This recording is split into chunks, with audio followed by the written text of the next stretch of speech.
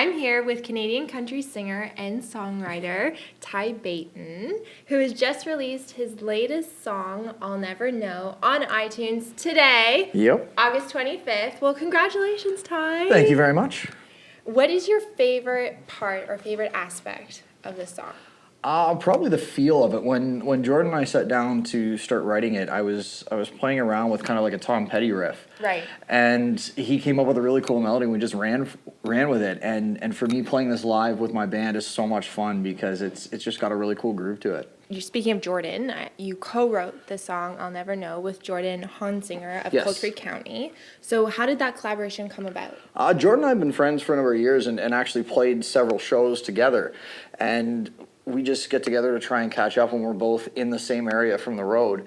And every now and then we pull the guitars out and start goofing around, and every now and then we happen to actually write a song. Oh, yay. What was the writing process like? In this case, I was just playing around with the chords, and then Jordan started just humming a melody along, and I'm like, oh, that's really cool. Yeah. And then the line, I'll never know, just kept coming up over and over and over again. We wrote the whole thing in maybe 20 minutes. Oh, my goodness. Yeah. Now, is that something you normally do? Do you normally write in 20 minutes? I find, well, no is a short Okay. answer, but I find the songs that I end up wanting to go into the studio and record kind of just seem to come out in 20, 30 minutes. It's hard to explain, but it's almost as if the song's already written and you're listening to it.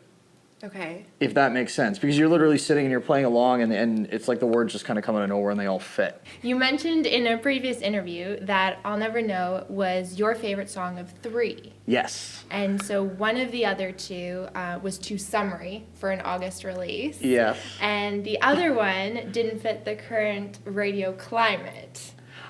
Right? Yes. To a degree. Okay. So how do you decide on the best release date for a song? I find that as an artist, you kind of get too wrapped up in your own work, and you kind of come up with opinions that might not be the best decision at the time. So in that, I have my radio team and my media team that all kind of throw stuff out and get a feel for things. But a lot of it, you take a look at what's currently on radio and you try and look for, okay, well, what is this format missing right now? Because if they've already got, 6 ballady love songs out from all the male artists, if you put a 7th one out, they're probably not going to be as apt to put it in the rotation because they've already got all of those. Whereas if you can put out something that's different than that, then the programmers might look at that and go, oh, hey, this is something cool that we don't have right now, and put it in the rotation. And for me, I kind of lucked out because this was my favorite song out of the 3 of them. So when they came back and they were like, yeah, this is what we want to go with, is that okay? I'm like, oh yeah, that's fine. We'll work with that. That's perfect. What do you think makes this song unique? I do my best to just write from my heart and put music out that inspires me and I have fun playing. And I think one of the biggest compliments I've got with this song and the songs that we have recorded for this project already is people will look at it and go, well, what artist does he sound like? And they can't give an answer. And to me, that's the best compliment I can get, because if you don't sound like anyone else, it means you sound like yourself. Exactly. And I think when people listen to this, they're going to get a mix of classic rock and 90s rock and country music kind of all wrapped in one package. I've had people come up and say, I don't like country music and I don't really care for your songs. And it doesn't offend me at all, because it's an opinion. And they're missing out. Well, that's a little bit of a biased opinion if I say that, but I agree. That's why I'm saying it. Yeah, but I make music because I enjoy it and I have an emotional response to it, and I make it for the people who get the same thing from it. Well, that's how it should be. Yeah. Right? What do you think makes the country music genre so great? I think it's the storytelling and the approachability of the artists. The running joke with my band is we'll finish a show, they'll take the gear and they'll move it all backstage, and I usually wind up in the beer tent with everybody who came out to the show. And it's a cool thing with country music because it ends up being one big family. And the nice thing for me is I can go to most cities across Canada now and I have a couch to crash on or somebody to meet for coffee, because you go back to these places over and over again and you meet all these people and they wind up becoming your friend. Is there a particular item that you take with you when you're performing? There's not a particular item, but the guitar I play, my grandfather bought brand new in 1942. Wow. He passed away in 1973, so I never got a chance to meet him, but my grandmother, for whatever reason, refused to get rid of this guitar, and it sat in a closet for 30 years until I picked it up. No one else in my family plays, so I have no idea why she kept it, but that's what I learned how to play on, and I got it fixed up a little bit so it was playable and put a pickup in it, and that's probably the one thing that I don't go anywhere without. I know you've performed at a number of big events, including Boots and Hearts. Yeah.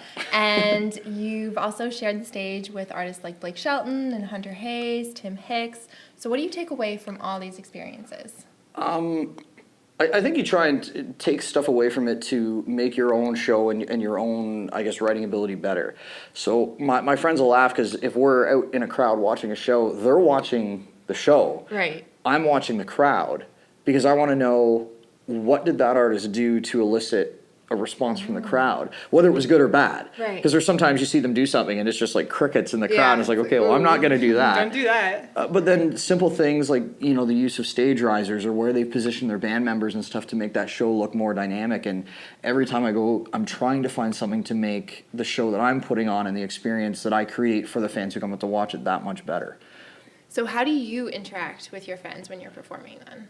The big thing for me is actually getting out in the crowd and, you know, having a drink or two with everybody who comes out and chatting with them and getting to know them on a more individual basis than just, you know, I was the guy who was on the stage and you guys are down there. Yeah, no, now you're with them. Yeah. We're all one, right? Yeah. I do have to ask you, in honor of your song title, I'll Never Know, what is something that your fans would never know about you? That my fans would never know about me? I don't know, I'm pretty open. Like, there's not a whole lot about me that isn't out there. That's a tough question.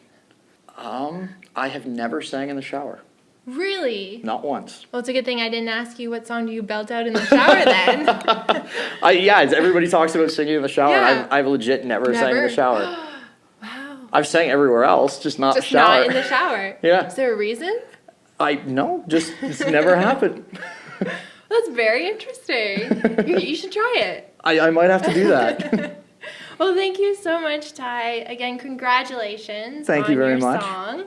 I love it. I was listening to it all day today. So good luck with everything and hope to see you again. Absolutely. And I'd like to give a big shout out to Strut Entertainment for facilitating this interview. Oh, hey! Did you like that interview? Because there's another one over there. Lady K, out.